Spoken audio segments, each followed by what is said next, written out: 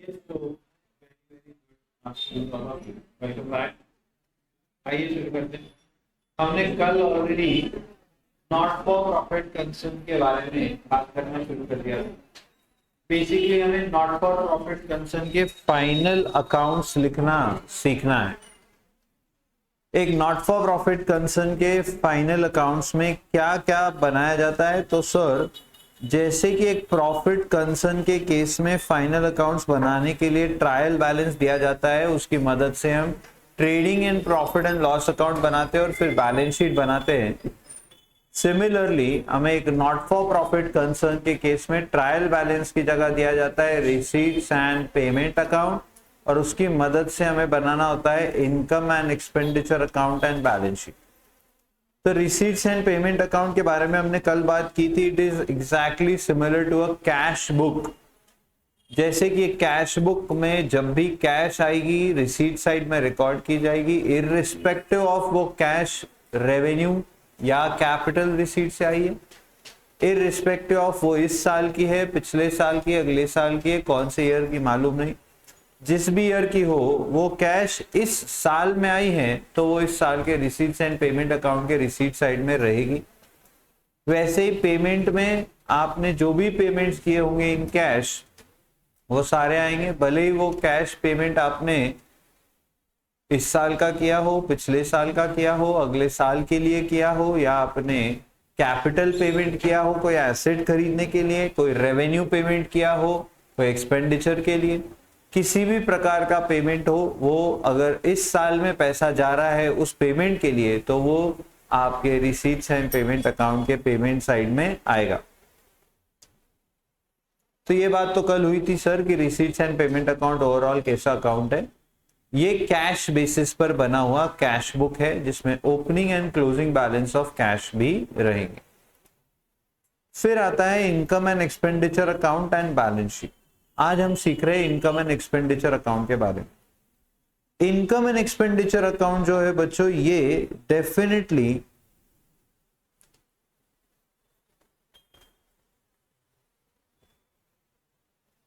सबसे पहला जो इनकम एंड एक्सपेंडिचर अकाउंट का फीचर है, ये डेफिनेटली प्रिपेयर किया जाएगा ऑन अक्रूवल बेसिस। तो जो सबसे पहला और इंपॉर्टेंट डिफरेंशिएटिंग फैक्टर है आपके रिसीट्स एंड पेमेंट अकाउंट और इनकम एंड एक्सपेंडिचर अकाउंट में, तो वो यही है कि इनकम एंड एक्सपेंडिचर अकाउंट जो है ये अक्रूवल बेसिस पर बनेगा। Sir what do you mean by accrual basis? Accrual basis का मतलब हुआ कि यहाँ पे received as well as receivables and paid as well as payables सब आएंगे। जैसे आप प्रॉफिट एंड लॉस अकाउंट बनाते हो वैसे ही ये बनेगा। तो similar to profit and loss account ये बनेगा। अच्छा, हेलो बोल।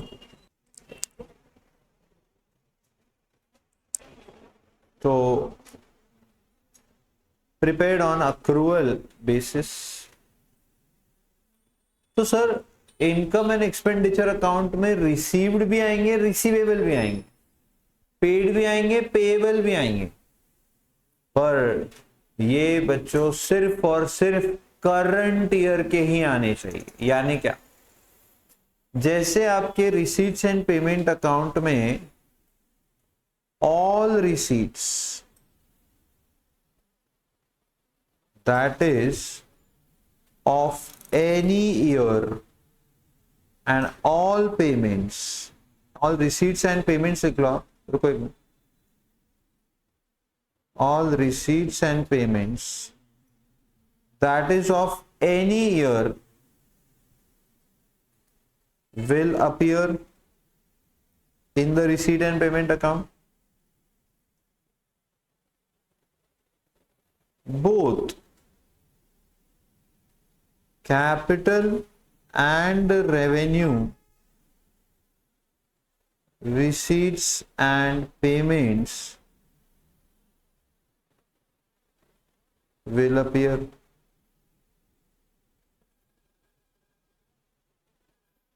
both capital and revenue receipts and payments will appear. All receipts and payments that is of any year will appear in receipt and payment account. But in income and expenditure account, only incomes and expenses of current year will appear. Also, only revenue receipts and payments will appear. अच्छा, तो receipt and payment account में इस साल का हो, पिछले साल का हो, अगले साल का हो, 10 साल बाद का हो, 10 साल पहले का हो, सब आएगा रिसीट्स एंड पेमेंट अकाउंट में। अगर पैसा अभी आया है या पैसा अभी गया है तो कैपिटल रिसीट हो या रेवेन्यू रिसीट हो, कैपिटल पेमेंट हो या रेवेन्यू पेमेंट हो, कुछ भी हो, रिसीट्स एंड पेमेंट अकाउंट में अगर पैसा इस साल आया है, इस साल गया है, तो रिसीट्स एंड पेमेंट अकाउंट में आएगा। रिसीट है तो रिसीट में, पेमेंट है तो पेमेंट में। पर जो आपका इनकम एंड एक्सपेंडिचर अकाउंट है ये अक्रूअल बेसिस पर बनेगा। इसमें मैचिंग कॉन्सेप्ट फॉलो होगा जैसे आपके P&L अकाउंट में होता है। यानी क्या सर, इसमें अक्रूअल बेसिस पर बनना है, यानी पेड और पेएबल, रिसीव्ड और रिसीवेबल सब रिकॉर्ड होगा, लेकिन सिर्फ इसी साल का जो होगा वही रिकॉर्ड होगा। मतलब सर पिछले साल की कुछ इनकम इस साल हुई तो वो इस साल के इनकम एंड एक्सपेंडिचर में आएगी क्या? नहीं। सर अगले साल की कुछ इनकम इस साल आ गई एडवांस में, क्या वो इस साल के इनकम में आएगी क्या? नहीं। सर 10 साल तक का एडवर्टाइजमेंट का खर्चा कर दिया गया है तो इस साल सिर्फ इसी साल का खर्चा आएगा, 10 साल का नहीं आएगा। ये हो गया अक्रूअल बेसिस पर बनेगा। और सिर्फ revenue receipts and revenue payment, asset खरीदोगे, पैसा दोगे तो पेमेंट साइड में जरूर आएगा, लेकिन क्या वो एक्सपेंडिचर है क्या? नहीं, वो इनकम एंड एक्सपेंडिचर में नहीं आएगा। तो इनकम एंड एक्सपेंडिचर में सिर्फ revenue receipts and revenue payments आएंगे। Sir revenue receipts and revenue payments क्या होते हैं? जो रिकरिंग नेचर के होते हैं, जो बार बार होते हैं। अच्छा ठीक है, थोड़ा थोड़ा समझ में आ रहा है सर, आगे देखते हैं और क्या होता है। तो ऐसा कुछ आपका इनकम एंड एक्सपेंडिचर अकाउंट है, exactly same to same of profit and loss account. जैसा आप प्रॉफिट एंड लॉस अकाउंट बनाते थे वैसे का वैसा बनेगा, बस एक ही फर्क है क्या कि प्रॉफिट एंड लॉस अकाउंट का जो नेट रिजल्ट होता है, जो फाइनल रिजल्ट होता है, वो होता है प्रॉफिट और लॉस। एज द केस में भी इनकम ज्यादा एक्सपेंस कम प्रॉफिट, इनकम कम एक्सपेंस ज्यादा लॉस।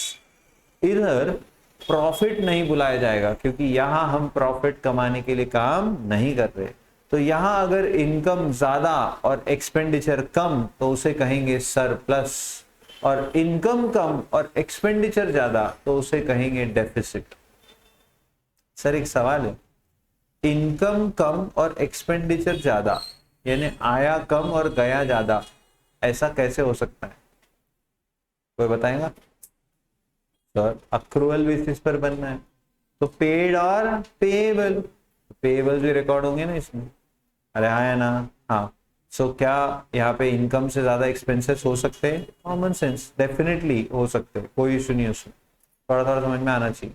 तो sir income and expenditure account बनेगा पूरी तरीके से अक्रूअल बेसिस पर। इसमें सिर्फ रेवेन्यू रिसीट्स एंड पेमेंट्स आएंगे और इसमें सिर्फ करंट ईयर का रिलेटेड डेटा आएगा, और इसमें सिर्फ और सिर्फ आप जितना इस साल से related received, receivable, paid, payable होगा वो सब रिकॉर्ड करो। ठीक है, तो सर अब फाइनली ये बताइए दो कि कैसे रिकॉर्ड होगा। तो ये सब इनकम एंड एक्सपेंडिचर अकाउंट के फीचर्स वगैरह बताए और ऐसा कुछ ये अकाउंट रहेगा। तो आप देखो सबसे पहले तो इसका फॉर्मेट, डेबिट साइड में आएगा क्या? एक्सपेंडिचर, और क्रेडिट साइड में आएगा क्या? इनकम। हालांकि नाम इनकम एंड एक्सपेंडिचर अकाउंट है, बट पहले कॉलम बनेगा एक्सपेंडिचर का और फिर कॉलम बनेगा इनकम का। तो एक्सपेंडिचर बनेगा डेबिट साइड में because debit all expenses and losses, and income बनेगा क्रेडिट साइड में because credit all incomes and gains. इतनी बात समझ में आ रही है? हाँ। तो सारे एक्सपेंसेस हम डेबिट साइड में लिखेंगे, सारे इनकम्स हम क्रेडिट साइड में। अब ध्यान से देखोगे तो एक्सपेंडिचर्स में आपको दिख रहा होगा salary paid, less paid for last year, paid for next year, add outstanding, add prepaid for last year. ये सब क्या है समझाऊंगा मैं धीरे धीरे। फिर wages, printing stationery, rent, interest, conveyance, rates and taxes, तो व्हाट नॉट, जो भी आपको एक्सपेंसेस दिए होंगे वो सारे एक्सपेंसेस आपको डेबिट में लिखने, और जो भी इनकम्स आपको उस particular not for profit organisation की इनकम यानी प्रॉफिट नहीं होता, इनकम यानी रिसीट्स होती है, रेवेन्यू रिसीट्स, जो आपको पैसे मिले हैं उसमें से खर्चे होते हैं ना, हाँ, तो वो रेवेन्यू रिसीट्स आएंगी सारी, और फिर जो डिफरेंस आएगा वो या तो डेफिसिट आ सकता है या फिर वो सरप्लस आ सकता है। ओके सर, क्या नॉट फॉर प्रॉफिट कंसर्न भी एसेट्स खरीदता है? फिर क्या नॉट फॉर प्रॉफिट कंसर्न्स की बिल्डिंग नहीं होती? होती है। ऑफिसेस नहीं होते, फर्नीचर नहीं होता है, एयर कंडीशनर्स नहीं होते, मशीनरी नहीं होती, मशीनरी भी हो सकती है उनके पास, सब कुछ हो सकता है। तो क्या उन एसेट्स पर, फिक्स्ड एसेट्स पर डेप्रिसिएशन भी आएगा? डेफिनेटली आएगा। क्या वो भी हमारे एक्सपेंडिचर में आएगा? हाँ, मैंने आपसे पहले ही कहा, similar to profit and loss account with only one difference, and the difference is उधर प्रॉफिट, इधर सरप्लस, उधर लॉस, इधर डेफिसिट।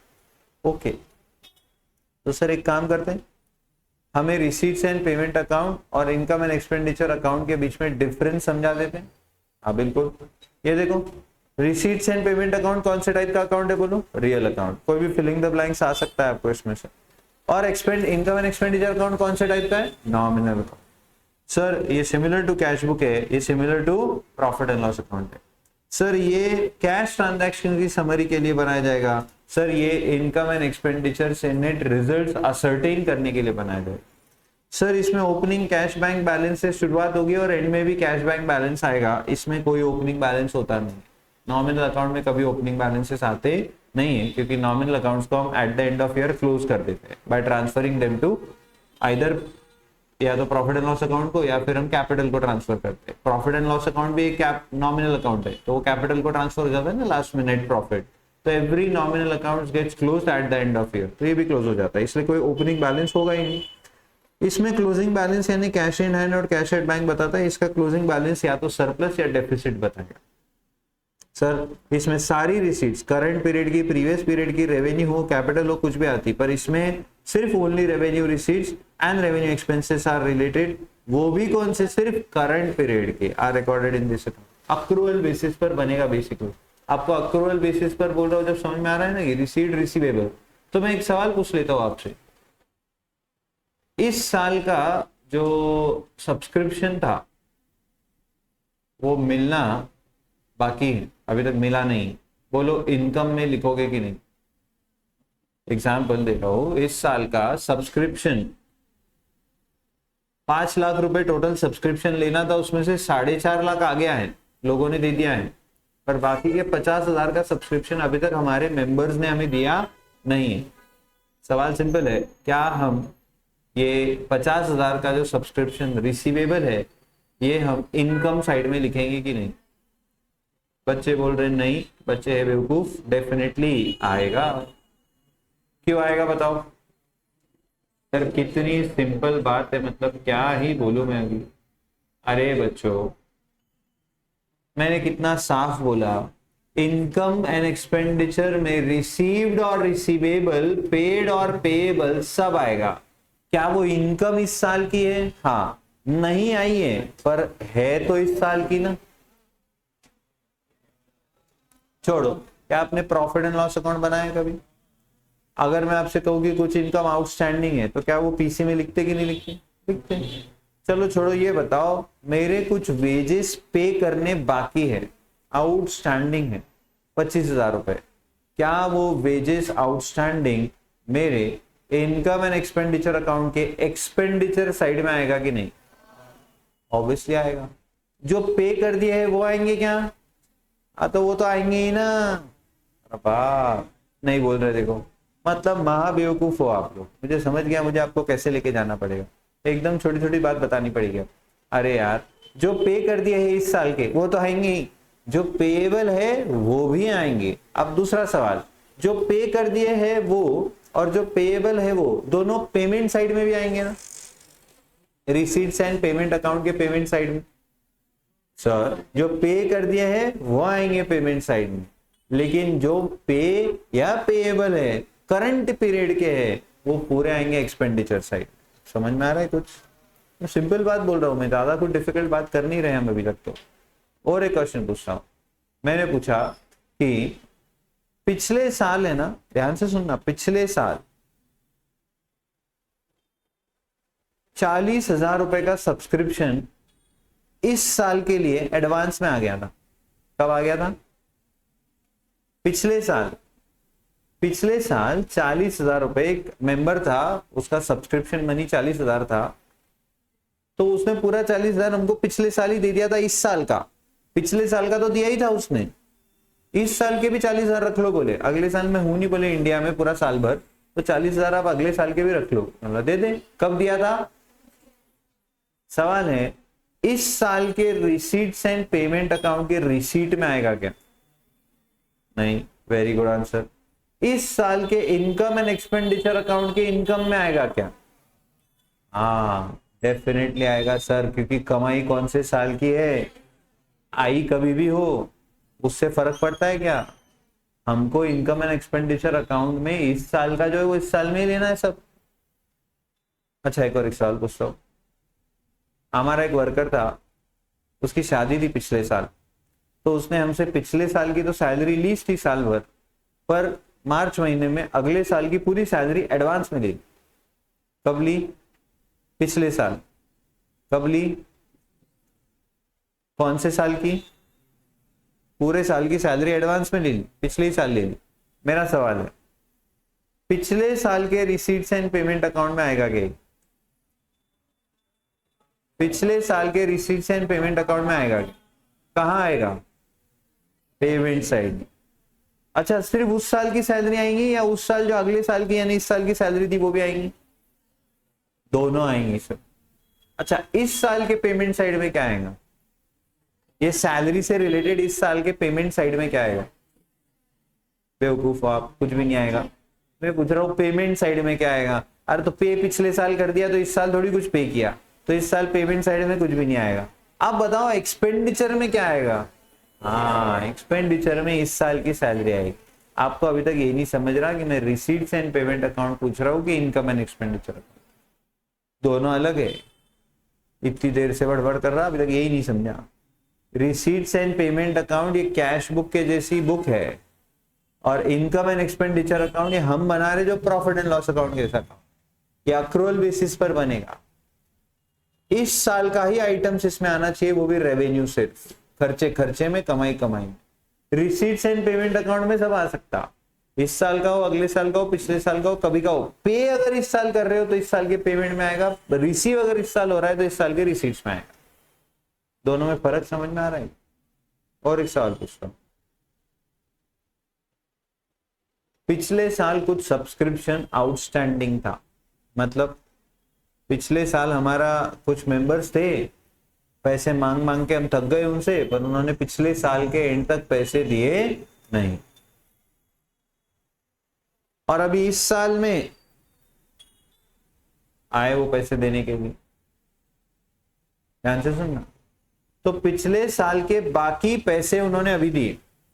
अब मैं जो पूछू वो पहले सुनना, समझना और फिर जवाब देना। पिछले साल का सब्सक्रिप्शन मनी बाकी था, आउटस्टैंडिंग था, वो उन्होंने अभी मुझे पे किया। सिंपल क्वेश्चन, पिछले साल के रिसीट्स एंड पेमेंट अकाउंट के रिसीट्स में आएगा? इस साल के रिसीट्स एंड पेमेंट अकाउंट के रिसीट्स में आएगा? पिछले साल के इनकम एंड एक्सपेंडिचर अकाउंट के इनकम साइड में आएगा क्या? हाँ, इस साल के इनकम एंड एक्सपेंडिचर अकाउंट के इनकम साइड में आएगा। कुछ बच्चों को अब समझ में आने लग रहा है धीरे धीरे, जैसे जैसे उतर रही है वैसे वैसे समझ रहा है। नींद। एक और एक सवाल पूछता हूं,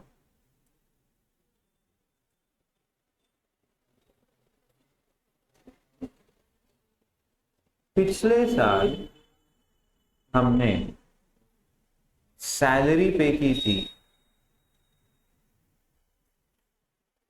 जो अगले 3 साल के लिए पे कर दी थी, मतलब 2020 में 2021, 2022, 2023 की सैलरी पे कर दी। सवाल, 2020 के रिसीट्स एंड पेमेंट अकाउंट के पेमेंट साइड में कौन से ईयर की सैलरी पेड आएगी? सारी, सब आएगा। अब दूसरा सवाल, उस साल के इनकम एंड एक्सपेंडिचर अकाउंट के एक्सपेंडिचर में कितने साल की सैलरी आएगी? ऑप्शन है 1, 2, 3। एक भी नहीं आएगी, सिर्फ उसी साल की आएगी। अच्छा, एक ट्विस्ट ऐड कर देता हूं। 2020 की सैलरी दी नहीं हमने उनको, बोले 2020 की नहीं देंगे। हाँ, 2021, 22 और 23 की ले जाओ। अभी क्यों कर रहे सर ऐसा, बेवकूफ है क्या? अपन एग्जाम्पल है, 2020 की सैलरी नहीं दी अपन उनको, और 2021, 22 और 23 की सैलरी एडवांस में दे दी। सवाल, पेमेंट साइड में क्या आएगा? 2020 के पेमेंट साइड में क्या आएगा? ये 3 साल की सैलरी आएगी, ये नहीं आएगी, बराबर। इनकम एंड एक्सपेंडिचर अकाउंट के एक्सपेंडिचर साइड में क्या आएगा? हाँ, कुछ नहीं, पेबल है ना इस साल की सैलरी, खर्चे में तो आएगा ना आउटस्टैंडिंग सैलरी नाम से। गनमन ही रहोगे तुम लोग। ये तीनों आएगा क्या? नहीं, पर उस साल की सैलरी आउटस्टैंडिंग बोल के तो आएगी ना एक्सपेंडिचर में। हाँ, अरे हाँ सर, क्या पहले आना चाहिए था। कुछ समझ में आ रहा है? अच्छा, 2021 में क्या होगा फिर? रिसीट्स एंड पेमेंट साइड के पेमेंट साइड में क्या आएगा बोलो? कुछ भी नहीं आएगा, तो कुछ पे ही नहीं किया इस साल। सैलरी की बात चल रही है तो उसकी बात कर रहा हूँ। इनकम एंड एक्सपेंडिचर अकाउंट में क्या आएगा? 2021 की जितनी सैलरी होंगी ना, वो एक्सपेंडिचर साइड में। थोड़ा अभी तक तो मैं सिर्फ इनकम एंड एक्सपेंडिचर पूछ रहा हूँ, इसका बैलेंस शीट पर भी इंपैक्ट है, पूछा ही नहीं मैंने अभी तक। सर बस आगे बढ़ो, बहुत आसान है। पर हाँ, आपको अगर फाइनल अकाउंट्स अच्छे से बनाना आता है तो ये आपको एकदम अच्छे से समझेगा, पर अगर आपको फाइनल अकाउंट्स ही नहीं बनाना आता तो सॉरी, भगवान आपका भला करे, फिर आपको ये दिक्कत देने वाला है। आपको अभी तक जितना बोला उतना समझ में आया? सारा समझ में आना अभी जरूरी नहीं है, धीरे धीरे सारी बात समझ में आने लगी। ओके, तो sir all receipts and payment during the current period and all will appear here, पर इधर सिर्फ रेवेन्यू रिसीट्स एंड एक्सपेंसेस, वो भी करंट पीरियड के, विल अपीयर।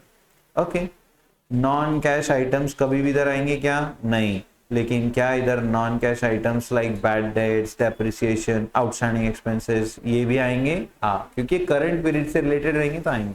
बताओ, बैड डेट्स कभी भी कैश बुक में आएगा क्या?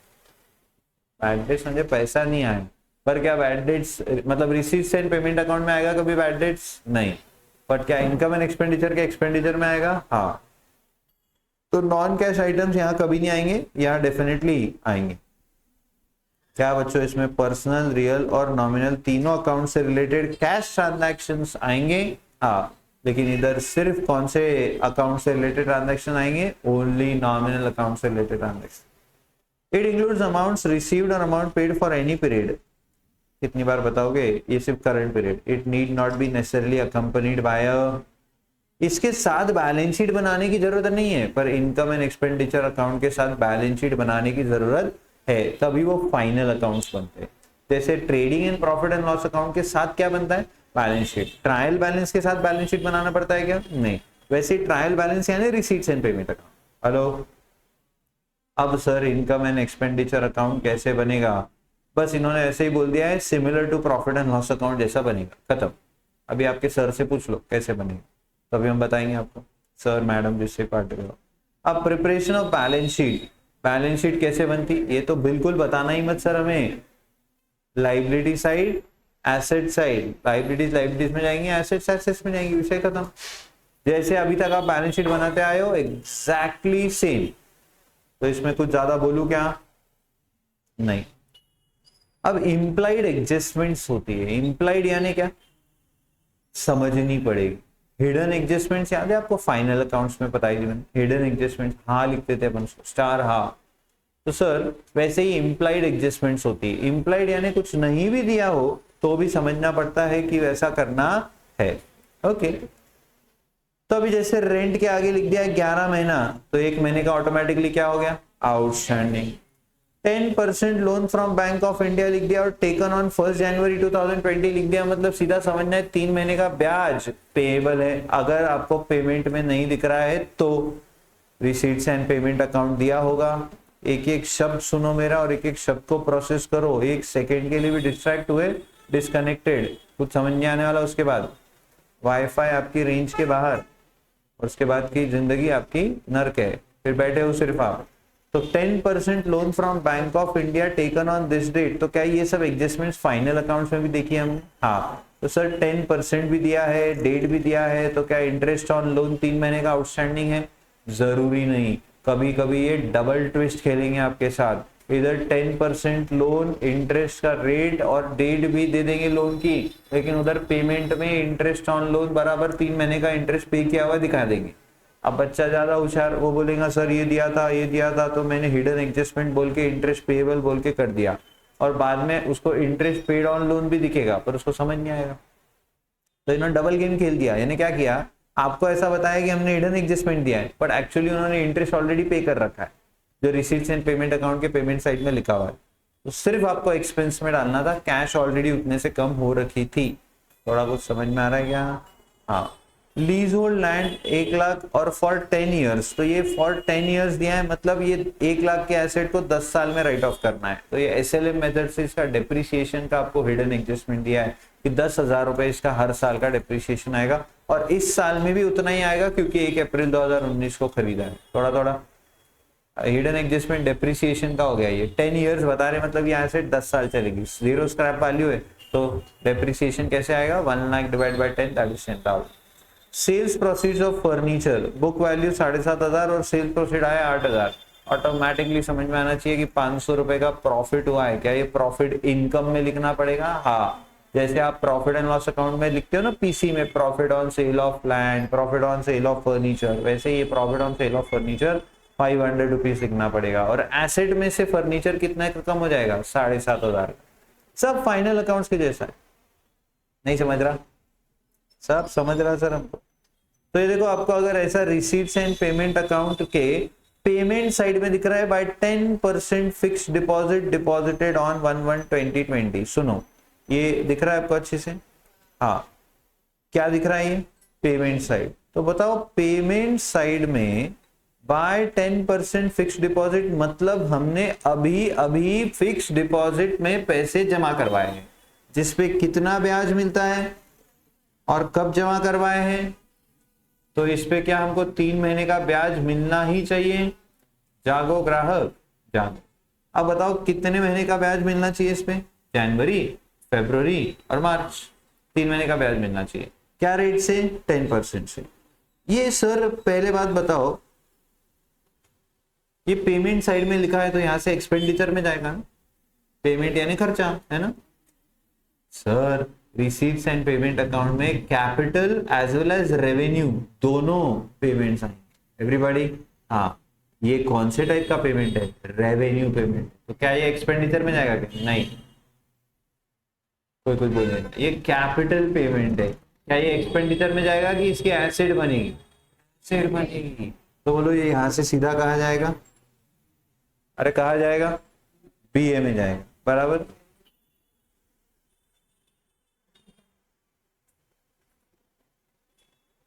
वो तो आया इतना लेट, बहुत लेट आया। क्या यहां से बीए में जाएगा? हाँ, लेकिन उससे बड़ी बात हिडन एडजस्टमेंट क्या है? ये और ये, समझ रहा है? तो 2,500 रुपए का इंटरेस्ट आना चाहिए। अगर रिसीट्स में नीचे दिख रहा है to interest on fix deposit, मतलब कोई हिडन एडजस्टमेंट है ही नहीं। पर अगर कुछ नहीं दिख रहा है तो ये हिडन हो गया। अब इसका ट्रीटमेंट क्या होगा? सर हर एडजस्टमेंट के कितने इफेक्ट? वो वैसे ही फंडा है, रिसीट्स एंड पेमेंट अकाउंट में जितने आइटम उनका एक इफेक्ट, पर एडजस्टमेंट्स नीचे दी होंगी कुछ, तो उनके कितने इफेक्ट? 2। तो इसके भी कितने इफेक्ट होंगे? अब 2। बताओ क्या इफेक्ट होंगे? एक तो सर इनकम में आएगा, interest on fix deposits receivable, कभी ना कभी मिलना है ये ब्याज। हाँ, अभी तक दिया नहीं हमको वो बैंक ने जहां पे हमने डिपॉजिट किया है, पर कभी ना कभी देंगी। हाँ, कितने महीने का ब्याज देंगी? 3 महीने का। पर ये 3 महीने का ब्याज कौन से पीरियड में आ रहा है? इस साल में। तो क्या ये इसी साल की इनकम है? हाँ, तो इस साल की इनकम में लिखना पड़ेगा कि नहीं? हाँ, थोड़ा थोड़ा। वैसे एग्जाम्पल सॉल्व करते वक्त बहुत मजा आने वाला है, पर ऐसी भी समझ में आए तो और भी मजा आएगा। तो बताओ, क्या ये 2,500 रुपए का इंटरेस्ट पहले तो इनकम में आएगा? हाँ, और क्योंकि रिसीवेबल है इसलिए क्या है, इसको भी बीए में लिखना पड़ेगा। ये हालो, ये 1 लाख रुपए का फिक्स डिपॉजिट अलग से लिखेंगे बीए में, और उसके नीचे लिखेंगे interest receivable on fix deposit 2,500। थोड़ा थोड़ा।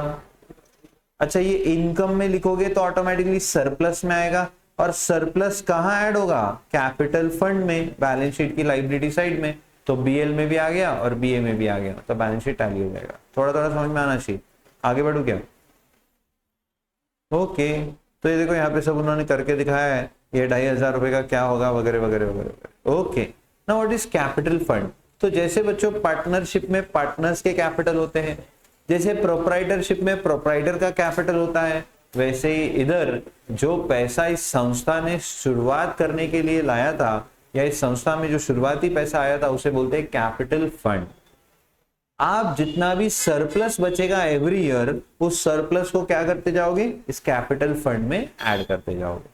तो ये कैपिटल फंड यानी क्या? ये एक ऐसा फंड रहेगा जिसका इस्तेमाल वो नॉट फॉर प्रॉफिट ऑर्गेनाइजेशन अपने अलग अलग कार्यों के लिए यूज कर सकती है।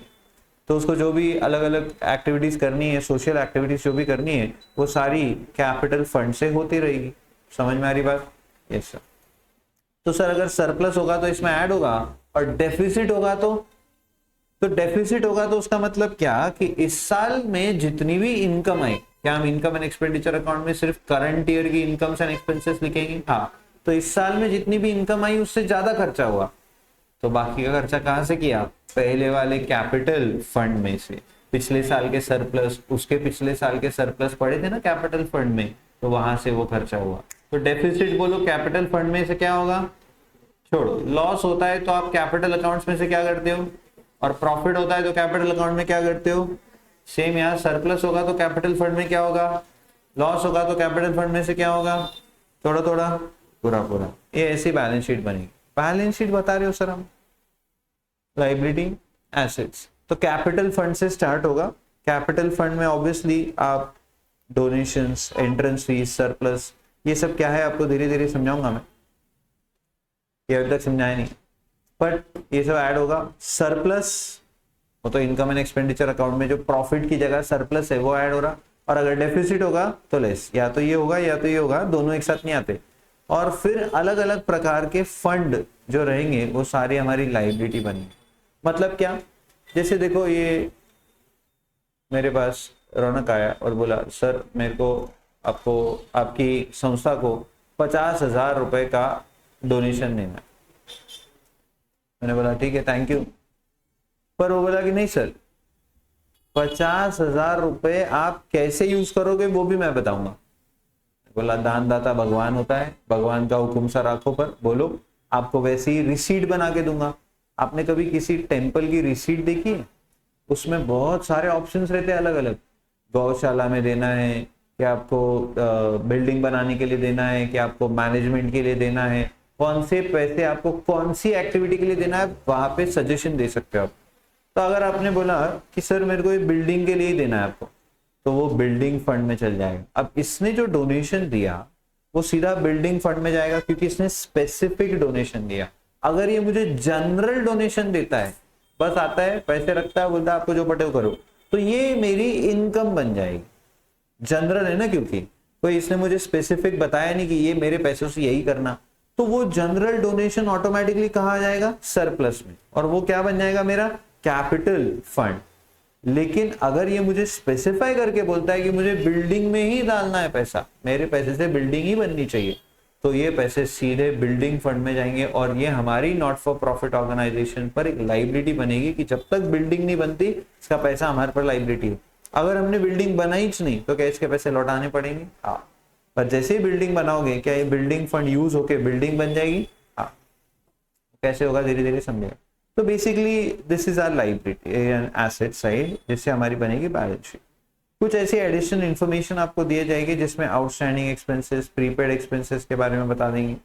तो इनके दो इफेक्ट क्या होंगे बताओ, आउटस्टैंडिंग एक्सपेंस के दो इफेक्ट क्या होंगे sir, add in E and PL. Hello बताओ, आप जब फाइनल अकाउंट्स बनाते हो पार्टनरशिप के, आउटस्टैंडिंग एक्सपेंसेस के दो इफेक्ट क्या लिखते थे, ऐड इन पीडी और ऐड इन टीडी। अगर डायरेक्ट एक्सपेंस है तो टीडी में ऐड करते थे, इनडायरेक्ट एक्सपेंस है तो पीडी में ऐड करते थे। वो खर्चा लिखते थे, ऐड उसका आउटस्टैंडिंग लिखते थे। आउटस्टैंडिंग यानी क्या, उतना पैसा दिया नहीं पर खर्चा तो है इसी साल का। एंड दूसरा इफेक्ट कहा था सर पैसा देना बाकी है, काम हमने करवा लिया है तो वो लाइबिलिटी है ना हमारी, तो बीएल में लिखते थे। यस और नो? Yes sir. अब मेरा क्वेश्चन है, तो यहाँ पर हम पीडी की जगह क्या लिखेंगे, एक्सपेंस। और यहाँ टीडी होता ही नहीं क्योंकि यहाँ ट्रेड होता ही नहीं, या जो भी होता है वो इनकम एंड एक्सपेंडिचर होता है सीधा। Add in expense and BL. बताओ ये एडजस्टमेंट्स आपको बताने की जरूरत है क्या? अच्छा, प्रीपेड एक्सपेंस का क्या होगा, less from E and BA. अगले साल का खर्चा इसी साल दे दिया तो पेमेंट में आएगा, पेमेंट से उठाओगे आप पूरा एक्सपेंस में लिखोगे, बाद में आपको समझेगा एडजस्टमेंट में लिखा रहेगा कि अरे इस एक्सपेंस में तो इतना प्रीपेड है अगले साल का है, तो वो लेस करोगे एंड बीए में लिखोगे because it is our asset. थोड़ा थोड़ा सर आउटस्टैंडिंग इनकम, तो add in income and BA. पैसा आना बाकी है, आउटस्टैंडिंग है इनकम, उसको ही अक्रूड इनकम भी कहते हैं। अक्रूड वर्ड का मतलब क्या होता है, ड्यू बट नॉट रिसीव। तो बोलो पैसा आना बाकी है तो ऑब्वियसली आपके लिए इनकम तो इसी साल की है तो इनकम में ऐड करो एंड ऐड उसके साथ दूसरा इफेक्ट कहा आएगा बीए, क्योंकि पैसा आना बाकी है तो एसेट बनेगी हमारी। सच्ची समझ रहा? I hope so. तो ये सारी एडजस्टमेंट्स हम पहले भी पढ़ चुके हैं।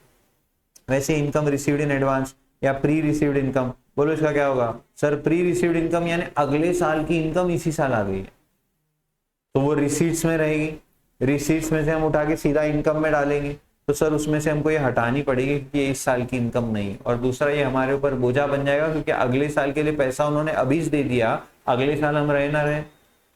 अरे आप समझ रहे हो क्या? हाँ, तो less from income and balance sheet liability बनी। करेक्ट है।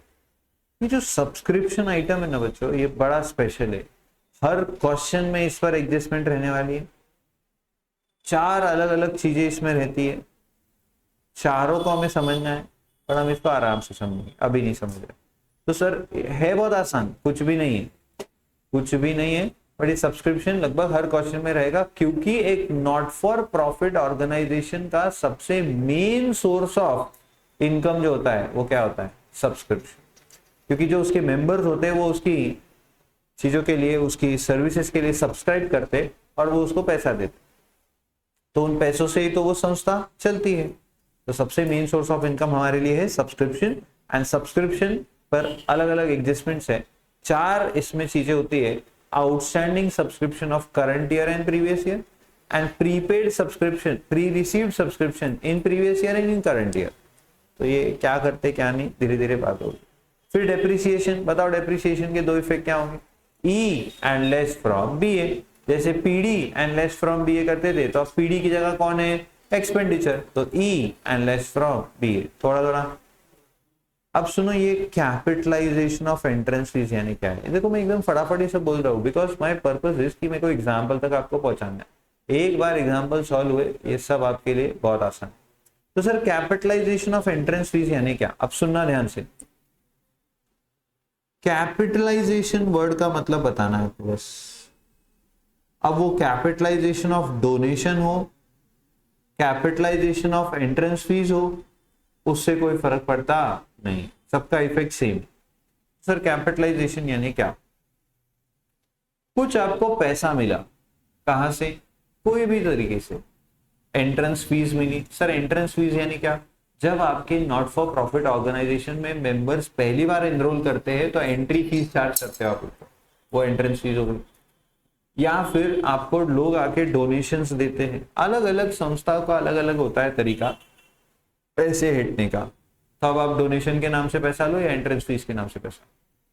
क्या एंट्रेंस फीस मिली या डोनेशन मिला तो ये हमारी नॉट फॉर प्रॉफिट के लिए एक इनकम है, हाँ ये इनकम में आना चाहिए।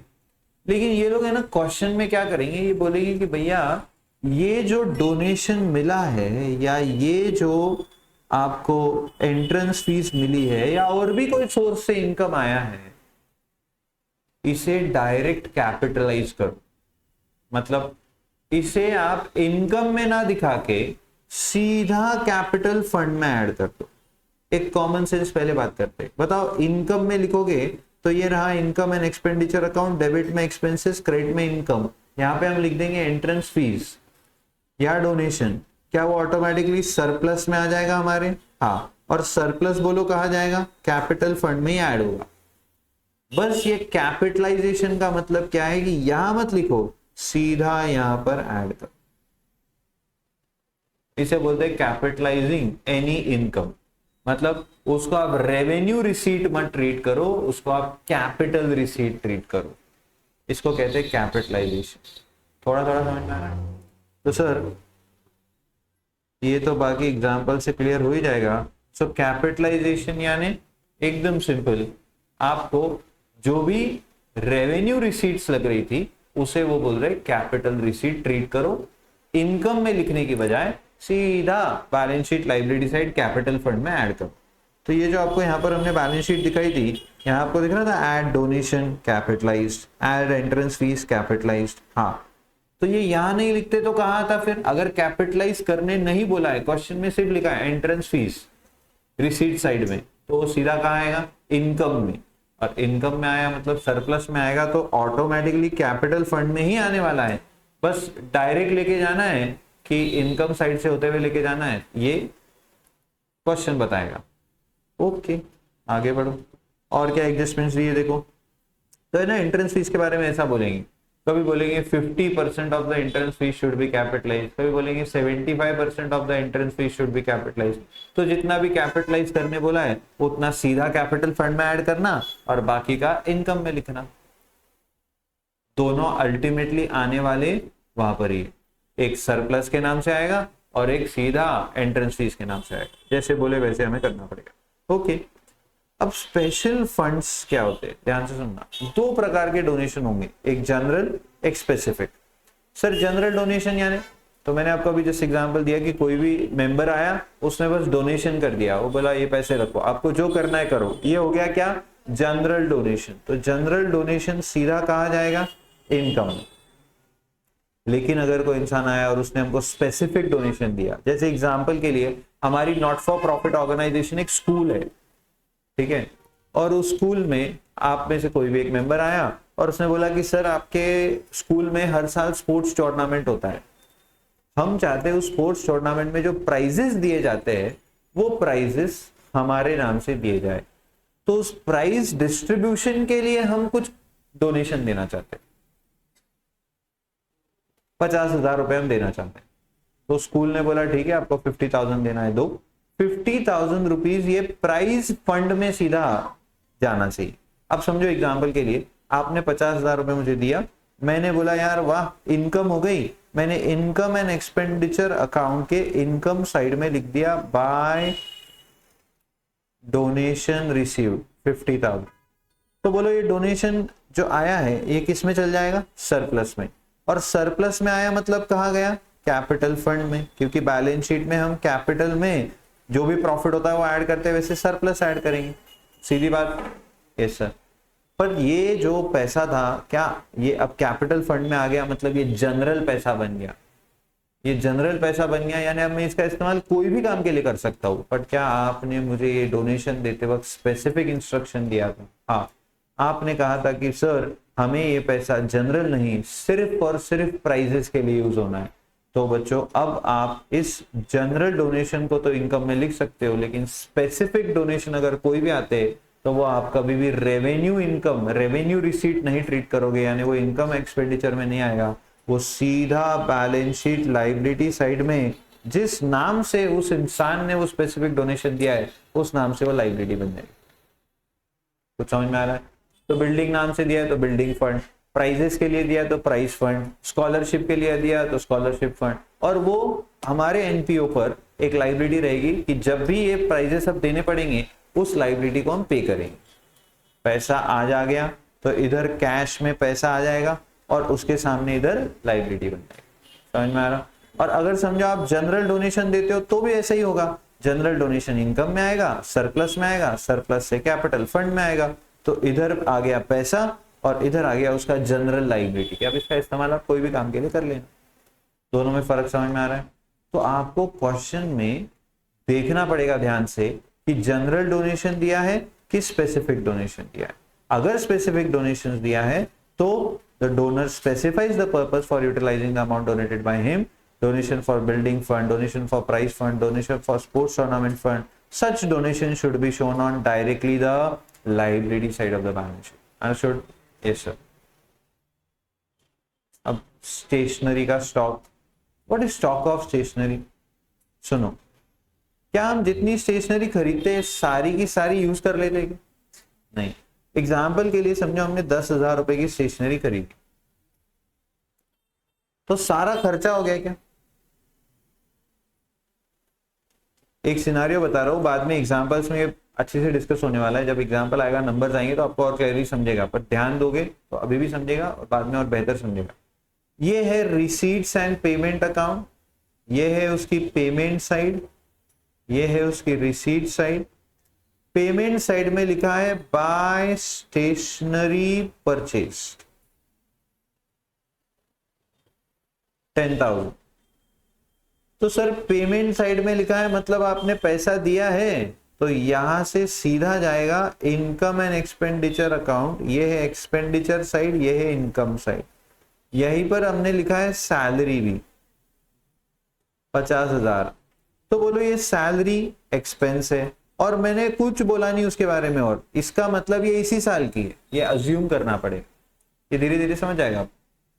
पर ये स्टेशनरी परचेज यहां 10,000 दिया है और नीचे एडजस्टमेंट में लिखा है stock of stationery 2,000, closing stock of stationery 2,000। क्या मतलब है क्लोजिंग स्टॉक ऑफ स्टेशनरी का? कि जो हमने 10,000 की स्टेशनरी खरीदी थी, जिसका हमने क्या किया है बोलो, पेमेंट, तो पैसा तो 10,000 गया है, 10,000 स्टेशनरी आई है 10,000 की, उसमें से अभी भी कितनी की पड़ी है, मैंने यूज कितने की है? मेरा सिंपल सवाल है, एक्सपेंडिचर में स्टेशनरी कितने का आना चाहिए? तो सर 10,000 का स्टेशनरी अगर हमने लिख दिया सीधा, क्योंकि 10,000 का पेमेंट किया तो 10,000 लिख दिया, बोलो सही है क्या? सर 2,000 का तो अभी भी पड़ा है, वो यूज कब होगा, तो वो खर्चा भी कब मानना चाहिए, तो क्या करना पड़ेगा? तो सर ये स्टॉक ऑफ स्टेशनरी जो है हमें इसमें से लेस कर देना पड़ेगा। कितना? 2,000। तो बोलो इस साल का खर्चा कितना आएगा? सच्ची समझ में आ रहा? अब एक मिनट, ये क्लोजिंग स्टॉक के साथ साथ है ना ओपनिंग स्टॉक ऑफ स्टेशनरी भी दिया है 3,000। तो अब बोलो इसका मतलब क्या है? ये ओपनिंग यानी जब ये साल शुरू हुआ था तो 3,000 की स्टेशनरी ऑलरेडी थी, 10,000 का हमने और स्टेशनरी का पेमेंट किया, तो टोटल स्टेशनरी कितने की गोला हो गई अभी? 13,000। उसमें से कितने की बची है? तो बोलो खर्चा कितने का हो गया इस साल? 11,000 रुपए की स्टेशनरी आपने यूज की है इस साल, तो 11,000 रुपए आपका टोटल खर्चा हुआ है। अच्छा, तो इसको करेंगे कैसे, लिखेंगे कैसे? तो टू स्टेशनरी, पहले तो पेमेंट में दिख रहा है 10,000, तो लिख देंगे 10,000, इसमें ऐड कर देंगे ओपनिंग 3,000 और उसमें से लेस कर देंगे क्लोजिंग 2,000, तो 13 माइनस 2 11,000। थोड़ा समझ में आया? तो स्टेशनरी कंज्यूम्ड खर्चा होगा कि स्टेशनरी परचेज खर्चा होगा? स्टेशनरी कंज्यूम्ड खर्चा होगा। और स्टेशनरी कंज्यूम्ड कैसे निकलेगी बच्चों? Opening add purchases less closing. और सर क्या परचेज हमेशा हम कैश में ही करेंगे स्टेशनरी, ऐसा जरूरी क्या? नहीं, कभी कभी ऐसा बोल देंगे कुछ उधार भी खरीदिए। अब देखो इधर ध्यान देना, एडजस्टमेंट इसमें बहुत जबरदस्त बन सकता है। जब एग्जांपल सॉल्व करेंगे ना मैं एडिशनल ऐड करने वाला हूं ये सब चीजें। पेमेंट साइड में दिया है स्टॉक ऑफ स्टेशनरी 10,000, नीचे एडजस्टमेंट में लिखा है stationery purchase on credit during the year 1,000, closing stock of stationery 2,000, opening stock of stationery 3,000। तो अब बताओ एक्सपेंडिचर में क्या आएगा? सर सबसे पहली बात हमें हमेशा याद रखना है कि स्टेशनरी कंज्यूम्ड, कितना आपने स्टेशनरी यूज कर लिया वो आपको यहां पर एक्सपेंडिचर में लेना है, ना कि आपने कितना खरीदा। छोटी छोटी बातें एक एक बार डिस्कस कर रहे हैं, बाद में बड़े एग्जांपल्स में सब आने वाला है। तो सर स्टेशनरी कंज्यूम कितने का क्या वो निकालना है। अब कैसे निकलेगा, तो ओपनिंग में कितना था 3,000, एड हमने खरीदा कितने का, तो सर 10,000 का तो रोकड़ा पैसे देके खरीदा है, लेकिन उतने का ही खरीदा है क्या, नहीं 1,000 का हमने क्रेडिट में खरीदा, लिखा है ना इधर stationery purchase on credit 1,000।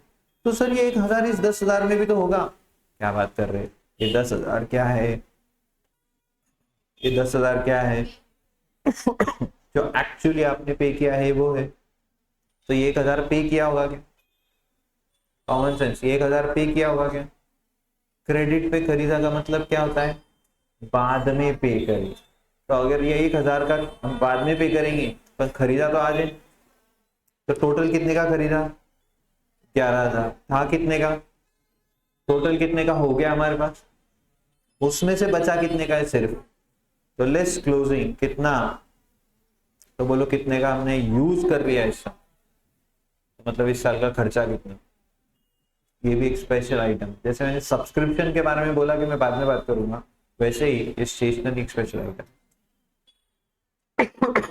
Sorry, ये कुछ समझ में आए, तो बताओ स्टेशनरी कंज्यूम कैसे निकलेगा, opening add purchases less closing will give you the consumption. Great.